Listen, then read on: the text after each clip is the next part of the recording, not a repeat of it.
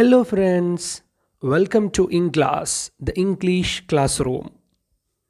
In this class, we are going to discuss about clauses. ഇംഗ്ലീഷിലെ വ്യത്യസ്തമായ ക്ലോസുകളെ കുറിച്ചാണ് നമ്മൾ ഈ ക്ലാസ്സിലൂടെ ചർച്ച ചെയ്യാൻ പോകുന്നത്.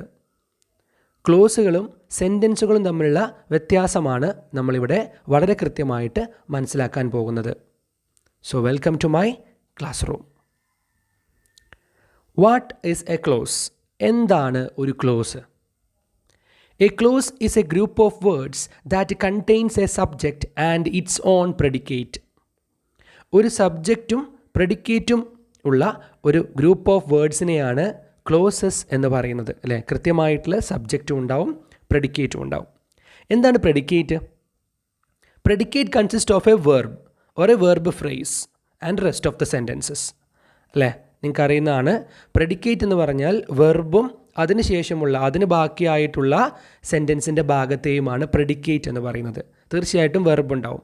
വെർബ് മുതൽ അങ്ങോട്ടുള്ള ബാക്കി ഭാഗങ്ങൾ നമുക്ക് പ്രെഡിക്കേറ്റ് എന്ന് വിളിക്കാം. സോ കൃത്യമായിട്ടുള്ള ഒരു സബ്ജക്റ്റ് വെർബ് കോമ്പിനേഷൻ തന്നെ ആയിരിക്കും ഒരു ക്ലോസ് എന്ന് പറയുന്നത്. A clause can be a complete sentence or a part of a sentence. ഇവിടുന്ന് അങ്ങോട്ടാണ് നമുക്ക് കൂടുതൽ കാര്യങ്ങൾ മനസ്സിലാക്കാനുള്ളത്. A clause can be a complete sentence. Clause ഒരു പക്ഷേ എന്താവാം? ഒരു കംപ്ലീറ്റ് സെൻറ്റൻസ് ആവാം, ഒരു മുഴുനീള സെൻറ്റൻസ് ആവാം. Or a part of a sentence. ചിലപ്പോൾ ഒരു സെൻറ്റൻസിൻ്റെ ഒരു ഭാഗം മാത്രമാവാം, ഒരു പാർട്ട് മാത്രമാവാം. അത് വേറെ രീതിയിൽ പറഞ്ഞാൽ, A sentence can be have one close or more than one close. ഒരു സെൻറ്റൻസിൽ തന്നെ ക്യാൻ ഹാവ് വൺ ക്ലോസ്. ചിലപ്പോൾ ഒരു ക്ലോസ് മാത്രമാവാം ഒരു സെൻറ്റൻസിനകത്ത്. Or more than one clause. ചിലപ്പോൾ ഒന്നിൽ കൂടുതൽ ക്ലോസുകളുള്ള സെൻറ്റൻസുകൾ ഉണ്ടാവാം.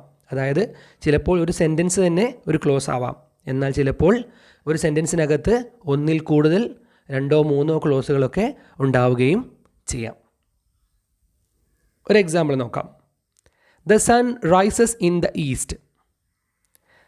ഇതൊരു പ്ലെയിൻ സ്റ്റേറ്റ്മെൻ്റ് ആണ്, അല്ലേ? നമ്മളെപ്പോഴും കേൾക്കുന്ന the sun rises in the east. Here the clause is the complete sentence. ഇവിടെ എന്താണ് ക്ലോസ്? ഈ ഒരു മുഴുനീള സെൻറ്റൻസ് എന്താണ്?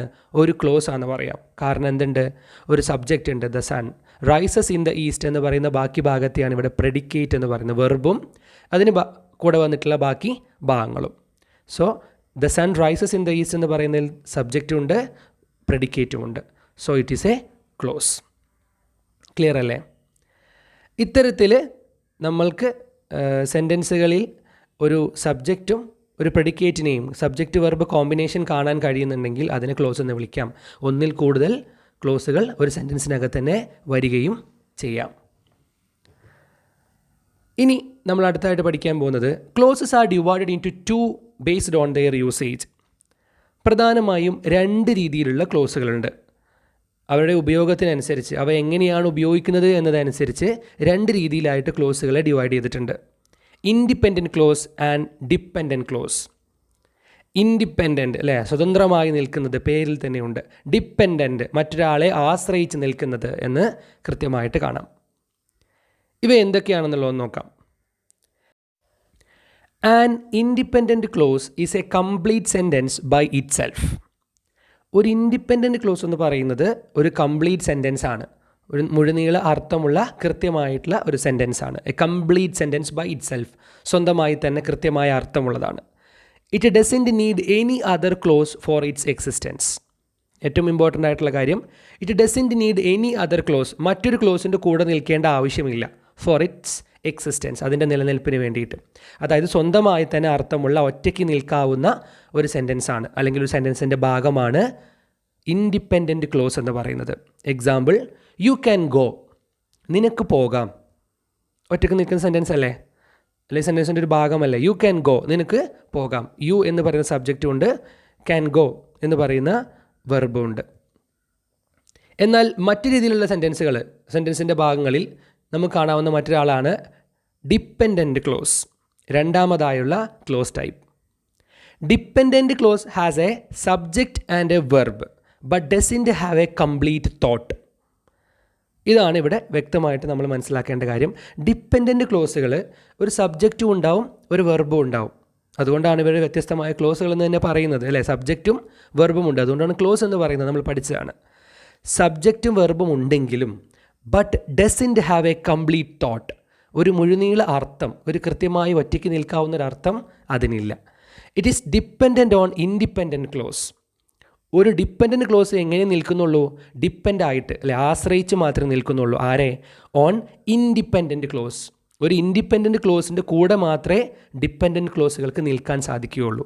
അതായത് സ്വന്തമായി നിൽക്കുന്ന ഇൻഡിപെൻഡൻറ്റ് ക്ലോസുകളുടെ കൂടെ ആശ്രയിച്ച് മാത്രമേ ഡിപ്പെൻഡൻറ്റ് ക്ലോസുകൾക്ക് നിൽക്കാൻ സാധിക്കുകയുള്ളൂ എന്നർത്ഥം. Example, wherever you like, നിനക്ക് ഇഷ്ടമുള്ളിടത്ത്. വേർ എവർ യു ലൈക്ക്, അല്ലേ? വേർ എവർ യു ലൈക്ക്, കൃത്യമായി നിങ്ങൾക്ക് കാണാം യു എന്ന് പറയുന്ന സബ്ജക്റ്റും ഉണ്ട്, ലൈക്ക് ഇഷ്ടമുള്ളിടത്ത് എന്ന് പറയുന്ന വെർബുമുണ്ട്. സബ്ജക്റ്റും ഉണ്ട്, വെർബുമുണ്ട് കൃത്യമായിട്ട്. പക്ഷേ ഇത് ഒറ്റയ്ക്ക് നിൽക്കുന്നതല്ല, അതുകൊണ്ട് തന്നെ ഡിപ്പെൻഡൻറ്റ്. എന്നാൽ നമ്മൾ നേരത്തെ പറഞ്ഞ ഭാഗം കൂടി ഇതിനെ കൂട്ടിച്ചേർത്ത് വെച്ച് നോക്കൂ. You can go wherever you like എന്ന് പറയുമ്പോൾ അതൊരു കംപ്ലീറ്റ് സെൻറ്റൻസ് ആയി മാറി, അല്ലേ? നമ്മൾ ഒരുപാട് പല ഭാഗങ്ങളിലായിട്ട് കാണുന്ന ഒരു സെൻറ്റൻസ് ആണ്. You can go wherever you like, നിനക്ക് എവിടെയാണോ ഇഷ്ടമുള്ളത് അവിടെ നിനക്ക് പോകാം എന്നാണ് ഒന്നിച്ച് സെൻറ്റൻസ് വരുമ്പോൾ, അല്ലേ? എന്നാൽ കൃത്യമായിട്ട് 2 ക്ലോസുകളാണ് ഇതിനകത്തുള്ളത്.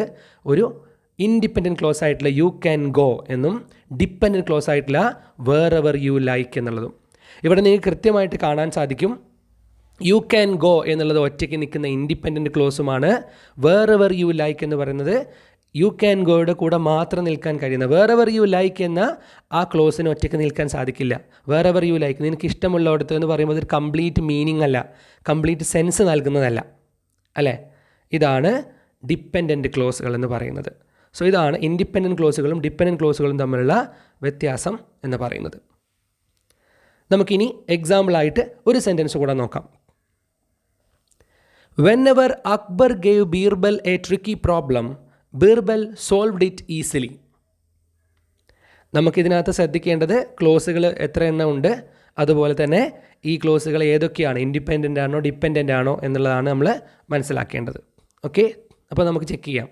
ആദ്യം നമുക്ക് നോക്കേണ്ടത് ഇതിൽ എത്ര ക്ലോസുകളുണ്ട് എന്നുള്ളതാണ്, അല്ലേ? ക്ലോസുകളുണ്ടെന്ന് നോക്കാൻ നമ്മൾ ആദ്യം നോക്കേണ്ടത് ആരാണ്?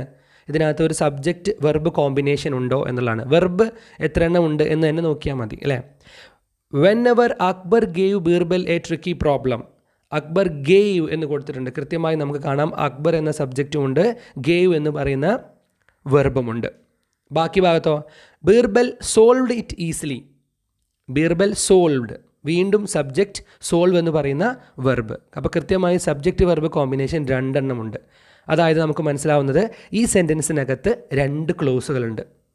ഇനി നമുക്കറിയേണ്ടത് ആ ക്ലോസുകൾ ഏത് ടൈപ്പ് ക്ലോസുകളാണ് എന്നുള്ളതാണ്. Whenever Akbar gave Birbal a tricky problem, എന്താ മീനിങ്? അക്ബർ ബീർബലിന് ഒരു ട്രിക്കി പ്രോബ്ലം, അല്ലെ, ഒരു പ്രശ്നം, ഒരു രസകരമായിട്ടുള്ള അല്ലെങ്കിൽ ട്രിക്കി ആയിട്ടുള്ള ഒരു പ്രോബ്ലം കൊടുക്കുമ്പോൾ, വെനെവർ കൊടുക്കുമ്പോൾ, കൊടുക്കുന്ന സമയത്ത് എന്നാണ്. ഒറ്റയ്ക്ക് നിൽക്കുമോ? ഇല്ല, കൃത്യമായിട്ട് നമുക്ക് മനസ്സിലാക്കാൻ ഒറ്റയ്ക്ക് നിൽക്കില്ല. എന്നാൽ ബാക്കി ഭാഗം നോക്കാം. Birbal solved it easily, Birbal അത് വളരെ എളുപ്പത്തിൽ എന്ത് ചെയ്യും? പരിഹരിക്കും, സോൾവ് ചെയ്യും. So Birbal solved it easily, ഒന്ന് വായിച്ചു നോക്കൂ. ബീർബൽ അത് വളരെ എളുപ്പത്തിൽ പരിഹരിക്കും, പരിഹരിച്ചു എന്നും വേണമെങ്കിൽ പറയാം, അല്ലേ? സോൾവ്ഡ് എന്നാണ്. So Birbal solved it easily എന്ന് പറയുന്ന ഈ സെൻറ്റൻസിൻ്റെ പാർട്ട് ഒറ്റയ്ക്ക് നിൽക്കുന്നതാണ്. കാരണം ഒരു subject Birbal, verb solved, light easily എന്ന് പറയുന്ന ഒരു കോംപ്ലിമെൻറ്റുമാണ്. സോ ഇതൊരു കംപ്ലീറ്റ് ഒറ്റയ്ക്ക് നിൽക്കുന്ന ഒരു ക്ലോസ് ആണ്. That is an independent close. Birbal solved it easily എന്ന് പറയുന്നത് ഒരു ഇൻഡിപെൻഡൻറ്റ് ക്ലോസ് ആണ്, കാരണം ഒറ്റയ്ക്ക് നിൽക്കുന്നതാണ്. എന്നാലോ whenever Akbar gave Birbal a tricky problem, Akbar ബീർബലിന് ഒരു ട്രിക്കി പ്രോബ്ലം കൊടുക്കുമ്പോൾ എന്ന് പറയുന്ന ഒറ്റയ്ക്ക് നിൽക്കുന്നതല്ല. So that is a dependent clause. ഇതാണ് ഡിപ്പെൻഡൻറ്റ് ക്ലോസും ഇൻഡിപെൻഡൻറ്റ് ക്ലോസും ഒന്നിച്ച് നിൽക്കുന്ന ഒരു കംപ്ലീറ്റ് സെൻറ്റൻസ്. അപ്പം നിങ്ങൾക്ക് മനസ്സിലായിട്ടുണ്ടാവും, ഒരു സെൻറ്റൻസിനകത്ത് തന്നെ ഒന്നിൽ കൂടുതൽ ക്ലോസുകൾ ഉണ്ടാവാം. ഒറ്റ ക്ലോസുള്ള, ഇൻഡിപെൻഡൻറ്റ് ക്ലോസുള്ള ഒരു സെൻറ്റൻസും ഉണ്ടാവാം. ക്ലോസുകളെ കുറിച്ചാണ് നമ്മൾ ഈ ക്ലാസ്സിൽ ചർച്ച ചെയ്തത്. എന്താണ് ക്ലോസ് എന്ന് നമ്മൾ പറഞ്ഞു. ഒരു സബ്ജക്റ്റും ഒരു പ്രെഡിക്കേറ്റും അടങ്ങിയ, അതല്ലെങ്കിൽ ഒരു സബ്ജക്റ്റും ഒരു വെർബും അടങ്ങിയ സെൻറ്റൻസിൻ്റെ പാർട്ടുകളെ, ഭാഗങ്ങളെ നമുക്ക് ക്ലോസ് എന്ന് വിളിക്കാം. അതിന് കൃത്യമായിട്ടുള്ള ഒരർത്ഥം വേണം. എന്നാൽ ഒറ്റയ്ക്ക് നിൽക്കുന്നതും നിൽക്കാത്തതുമായി ബന്ധപ്പെട്ട് 2 രീതിയിൽ ക്ലോസുകൾ തിരിച്ചിട്ടുണ്ട്. ഇൻഡിപെൻഡൻറ്റ് ക്ലോസും ഡിപ്പെൻഡൻറ്റ് ക്ലോസും.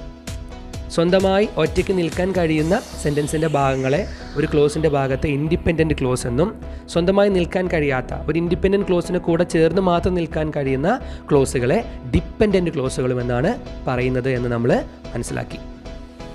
ഈ ക്ലാസ്സിലൂടെ ക്ലോസുകളെക്കുറിച്ച് ഒരു വ്യക്തമായിട്ടുള്ള ധാരണ ലഭിച്ചിട്ടുണ്ടാവുമെന്ന് വിചാരിക്കുന്നു. അടുത്ത ക്ലാസ്സിൽ വീണ്ടും കാണാം. അതുവരേക്കും ബൈ ബൈ.